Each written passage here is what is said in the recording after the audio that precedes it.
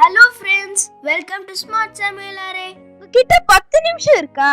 அப்போ புரதச்சத்து நிறைந்த பீனட்டில் கடையில செய்யற மாதிரியாவே எப்படி கிறிஸ்பியா டேஸ்டியா மசாலா கடலை செய்யறது நம்ம பாப்போமா? வாங்க.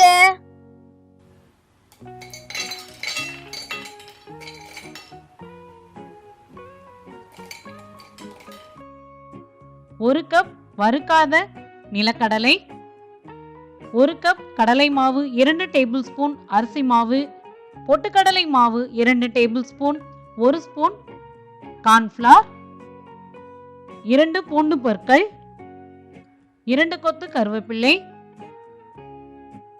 தலா 1 டீஸ்பூன் சோம்பு மற்றும் சீரகம், 1 டீஸ்பூன் கரம் மசாலா, 1 ஸ்பூன் வரமிளகாய் தூள், 1/4 டீஸ்பூன் ஃபுட் கலர், இது உங்களுக்கு விருப்பம்னா எடுத்துக்கலாம்.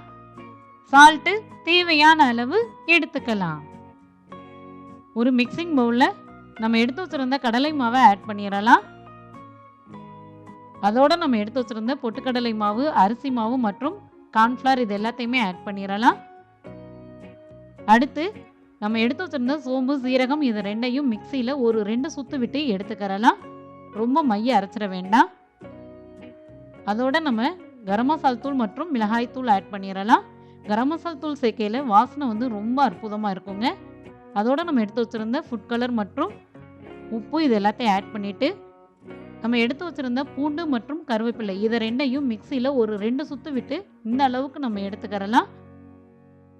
பூண்டு கருவேப்பிலை சேர்க்கையில் நம்ம ஒவ்வொரு டைமும் சாப்பிடையில் பூண்டோட அந்த மனம் வந்து ரொம்ப எக்ஸலண்ட்டாக இருக்கும். இது எல்லாத்தையும் நம்ம ஃபர்ஸ்ட் நல்லா மிக்ஸ் பண்ணிடலாம். நம்ம சேனலை சப்ஸ்கிரைப் பண்ணுங்க, பெல் பட்டனையும் கிளிக் பண்ணுங்க. எங்க அப்டேட்ஸ் உங்களுடன். எல்லாம் வந்து நல்லா மிக்ஸ் ஆனதுக்கு அப்புறமா கொஞ்சம் கொஞ்சமா தண்ணி தெளிச்சு மாவை பிணைஞ்சுக்கலாம். ரொம்ப தண்ணி ஆயிடக்கூடாது. இந்த அளவுகளோட நீங்க செய்யல உங்களுக்கு 100% பேக்கரியில் வாங்கின அதே டேஸ்ட்டோட அதே மணத்தோட ரொம்ப அற்புதமாக கிறிஸ்பியாக இருக்குங்க. பாருங்க, மாவோட பக்குவம் வந்து இந்த அளவுக்கு இருந்தால் போதும். இதோட ரொம்ப தண்ணியாக இருந்ததுன்னா உங்களுக்கு நிலக்கடலையோட நல்லா கோட்டை ஆகாது.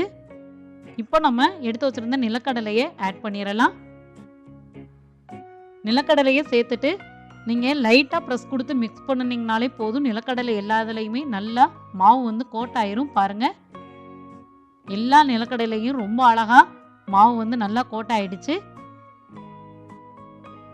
இப்போ நம்ம ஸ்டவ்வில் மீடியம் ஃப்ளேமில் வச்சுட்டு பொரிச்சு எடுக்கிறதுக்கு தேவையான அளவு ஆயில் எடுத்து மிதமான சூட்டில் வச்சுக்கரலாம். இந்த டைமில் நம்ம வீட்டில் இருக்கக்கூடிய ஓட்டக்கரண்டி அப்படி இல்லைன்னா அந்த மாதிரி ஃபில்டர் பண்ணுற கரண்டியில் 1 ஸ்பூன் எடுத்து நம்ம கோட் பண்ணி வச்சுருக்கிற நிலக்கடலையை பிரித்து விட்டுட்டு பாருங்கள், இந்த சூடாக இருக்கிற இந்த எண்ணெய்க்குள்ளார லைட்டாக நீங்கள் ஒரு முக்கிட்டு எடுத்துட்டு எல்லாத்தையும் நல்லா மிக்ஸ் பண்ணிவிட்டு உடனே நீங்கள் ஆயிலில் போட்டுறணும்.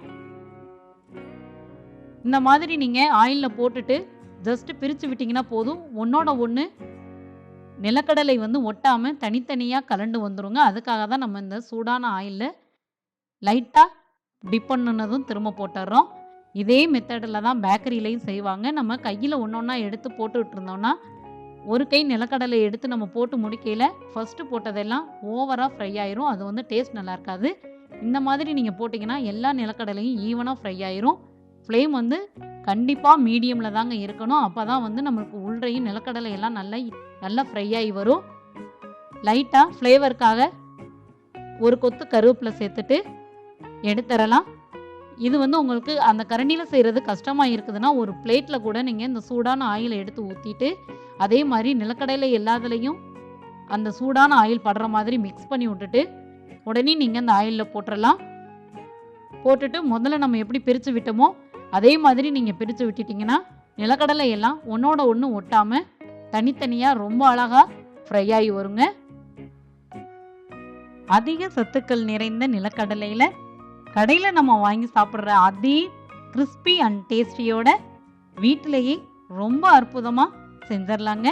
அருமையான மசாலா கடலை அற்புதமாக ரெடி ஆயிடுச்சு.